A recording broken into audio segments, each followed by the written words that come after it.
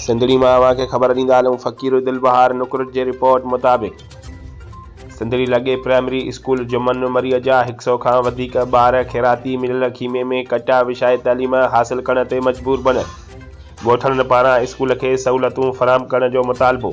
ईंदड़ पोलियो मुहिम जे बाइकाट जो ऐलान।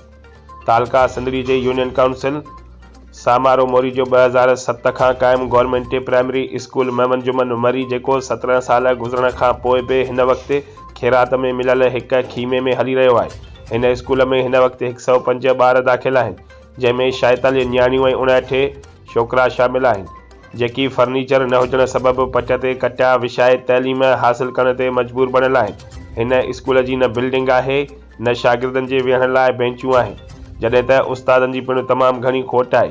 हिन वक़्तु 100 खां वधीक ॿारनि खे सिर्फ़ु हिकु उस्ताद तालीम ॾेई रहियो आहे।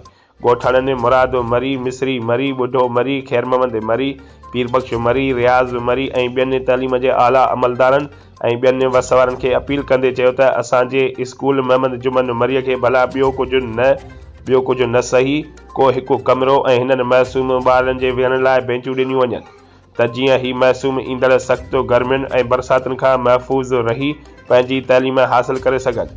ॻोठाणनि पारां मुतालबा मंज़ूर न थियण जी सूरत में 26 फेबरवरी खां शुरू थींदड़ पोलियो मुहिम जो हिकु भेरो ॿीहर बाइकाट जो पिणु ऐलान करे छॾियो आहे।